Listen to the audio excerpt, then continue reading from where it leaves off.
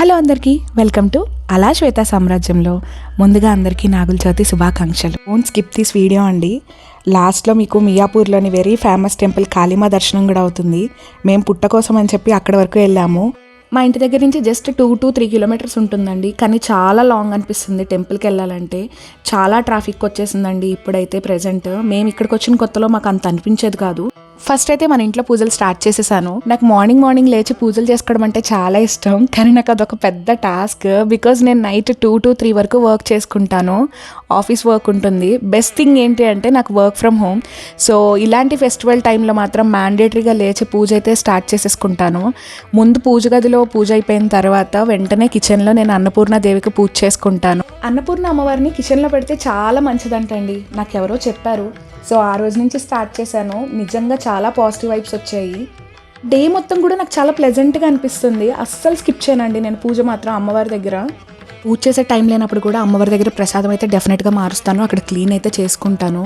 First మనం గుడికి start అవ్వాలి కాబట్టి నువ్వుల లడ్డు కోసం నేను ప్రిపేర్ చేసుకుంటున్నానండి. ఫస్ట్ అయితే రోల్ని మొత్తం క్లీన్ చేసేసుకొని నువ్వులు బెల్లం పొడి వేసుకుని దంచుకోవడం స్టార్ట్ చేసేసాను.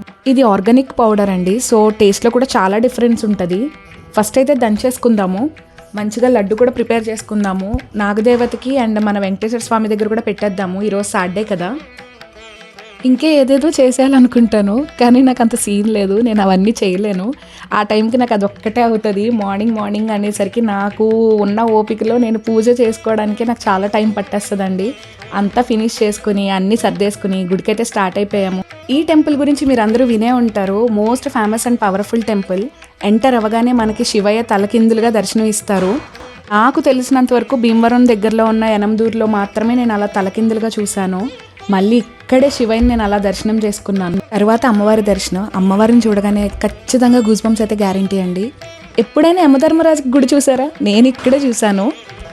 వెంటనే ఆంజనేయ స్వామి దర్శనం అవుతుందండి. మళ్ళీ శివయ్య దర్శనం, కనకదుర్గమ్మ వారి దర్శనం అన్నీ అయిపోయిన తర్వాత మనకి జంటనాగుల దర్శనం అవుతాయి. చాలా ఎక్కువ ఉంటాయండి విగ్రహాలు. మన చేతులతో మనమే మంచిగా అభిషేకం చేసుకోవచ్చు, పసుపు కుంకాలు సమర్పించుకోవచ్చు, తీసుకొచ్చిన ప్రసాదాలు పెట్టుకోవచ్చు. చాలా ప్రశాంతంగా మనం పూజ చేసుకుని రావచ్చు. కానీ ఫెస్టివల్స్లో అయితే రాకండి, చాలా క్రౌడ్ ఉంటుంది. ఎప్పుడైనా మీకు రావాలనిపిస్తే వీక్ డేస్లో ప్లాన్ చేసుకోండి. ఈ టెంపుల్కి వస్తే అన్ని దేవుళ్ళని ఒకేసారి దర్శనం చేసుకుని ప్రశాంతంగా ఇంటికి వెళ్ళొచ్చండి. మెయిన్ కాళీమాత అండి. అసలు అమ్మవారిని చూస్తే ఎంత ప్రశాంతంగా ఉంటుందో మాటల్లో చెప్పలేను. Thank you for watching.